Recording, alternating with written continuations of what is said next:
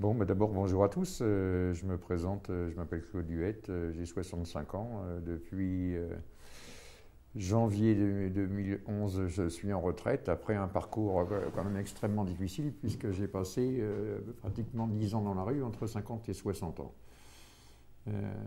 Qu'est-ce qui s'est passé? C'est simple, j'étais chef d'entreprise et puis subitement, en l'an 2000, une faillite brutale et 48 heures plus tard, c'est la rue. Pour de nombreuses années, on passe comme ça de petits patrons, pas riches, mais enfin relativement aisés, à SDF, avec tout ce que ça peut comporter comme inconvénients et comme difficultés.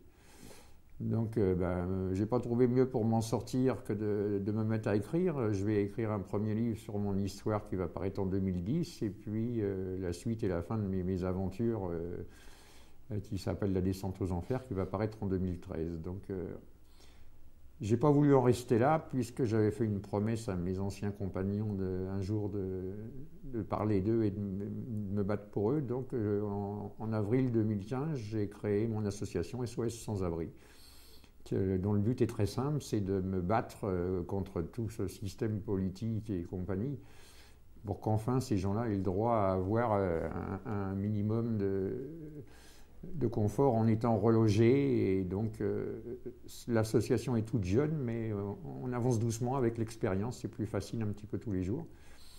Ensuite, j'ai rencontré des gens formidables qui m'a permis d'intégrer un collectif qui s'appelle C'est mort sous vos yeux. Donc ça, c'est une autre phase, c'est important parce que ces gens-là font aussi des maraudes, ils apportent un soutien quand même qui est très important aux sans-abri. Et puis, à partir de lundi, notre site va être ouvert et il y aura un témoignage de SDF par jour. Et d'ailleurs, je vous invite tous, si vous voulez participer à ces témoignages, à votre tour, allez interviewer des SDF si vous savez comment les prendre, parce qu'il faut avoir beaucoup d'humilité pour s'adresser à eux, et puis il suffit simplement de leur poser 3 questions. Leur prénom, depuis combien de temps ils sont dans la rue, et quel message ils ont à transmettre aux politiques qui les laissent mourir dehors. Donc voilà, grosso modo, on avance petit à petit, avec beaucoup d'ambition, et puis le plus dur reste à faire quand même. Est-ce que tu pourrais nous livrer ton analyse de la situation actuelle? Inacceptable, gravissime, intolérable, c'est du mépris de l'être humain, puisque quand on laisse mourir des gens dans la rue, dans son pays, c'est qu'on n'a pas beaucoup de dignité quand même. Ça me fait partie pour moi des choses primordiales. On ne peut pas se permettre de continuer à vivre en faisant croire que tout est beau, tout est joli, et puis qu'il y a une telle souffrance sur nos trottoirs. C'est inacceptable. Et comment est-ce qu'on pourrait aider véritablement les SDF aujourd'hui et qu'est-ce qui ne marche pas? La première chose à faire pour aider les SDF, c'est d'avoir une prise de conscience de la situation dans laquelle ces gens-là se trouvent. Déjà, premièrement, avoir plus d'unité au niveau de tous les citoyens de notre pays, ne serait-ce que pour interpeller tous ensemble les politiques, parce que je ne vois pas pourquoi des gens seraient privés de toit, privés de tout le confort, et être condamnés à mourir dans la rue dans des circonstances épouvantables, alors que des fois on a l'impression qu'une grande majorité des gens qui s'en moquent éperdument, quoi. Donc voilà, premièrement, sensibiliser, ça me paraît important, et puis aussi, comme j'ai dit plusieurs fois, il y a l'autre aspect de ces fameuses maraudes, déjà changer le regard sur la manière de penser. Déjà, ça me paraît, à partir du moment où on aura le plus possible de soutien de la population de notre pays qui nous aidera à forcer les politiques à faire des choses d'une manière digne, je pense qu'on aura beaucoup avancé. Maintenant, quant à la situation, moi je crois que ça s'aggrave constamment, c'est de pire en pire, et on a tendance à y comprendre de moins en moins, puisqu'aujourd'hui, avec l'afflux des populations étrangères, ça n'arrange rien.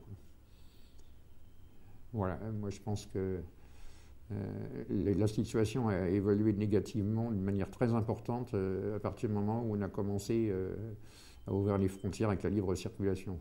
Là, ça a aggravé le problème dans son incompréhension et dans la masse de gens qui se retrouvent sur le trottoir. Quel regard portes-tu sur les associations qui essaient de venir en aide aux SDF et à d'autres organisations comme par exemple les Restaurants du Cœur? Il y a plusieurs choses à dire. Il y a plusieurs paradoxes, comme on dit. La première, c'est que, bon, faut quand même reconnaître qu'il y a un certain nombre d'associations qui font ce qu'ils peuvent. Souvent d'une manière complètement débordée, avec peu de formation. Et puis, ça c'est une chose, et puis c'est pareil, il y a une grosse salade à ce niveau-là. On veut bien nous faire croire au niveau de l'État que tout va bien, que les associations s'occupent de tout. Alors que finalement, tout ça n'est plus ou moins qu'une grosse mascarade. Quant au Restaurant du Cœur, je dirais que quand ça a été créé, c'était quelque chose d'extraordinaire. Sur le principe, ça reste quelque chose d'assez grand, mais ça demande d'être complètement revu et corrigé parce que ça n'a plus de sens aujourd'hui. Plus aucun. Au niveau de l'hébergement d'urgence, au niveau de ce soi-disant assistanat, tout ça, c'est de la mascarade. Moi, j'ai rencontré énormément de gens qui m'ont dit oui, mais les SDF ne doivent pas se plaindre puisqu'ils ont tout un univers associatif qui s'occupe d'eux. C'est la plus grosse bêtise que j'ai pu entendre dans ma vie et on continue à l'entendre encore. Donc le combat et de l'association et du collectif, c'est de changer les mentalités, de se rendre compte que tout ça n'a aucun sens. Voilà. Tu as récemment publié un essai qui s'appelle L'état des lieux. Est-ce que tu peux nous en parler un peu? Oui, alors j'ai écrit État des lieux. C'est un livre qui m'a nécessité une très très longue analyse. Je préfère son sous-titre qui est La vérité sur le monde de la rue, puisque l'un sans l'autre n'avait pas de sens. Donc les deux titres sont bien liés tous les deux.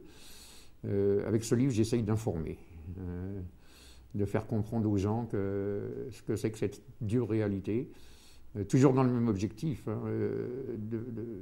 Ça a un but éducatif, ça a un but de faire changer aussi les systèmes associatifs qui réfléchissent un petit peu que leurs méthodes ne sont pas toujours bonnes. Que si on continue comme ça, on n'arrivera jamais à rien. Puisque voilà, c'est un livre éducatif qui tente à démontrer que les sans-abri sont des êtres comme nous et qu'il n'y a aucune raison qu'ils soient punis par la vie de cette manière. J'ai trop entendu dire par les années passées, passons pour moi je me suis débrouillé, mais qu'on était considérés comme des sous-êtres, des fainéants, des choses comme ça, donc je ne peux pas accepter ça. J'ai beaucoup réfléchi en écrivant, je n'ai pas voulu chercher une vengeance par rapport à mon histoire, ça n'avait pas de sens, mais plutôt démontrer que à travers un livre éducatif qu'on pouvait penser et agir autrement. Ça me paraît extrêmement important.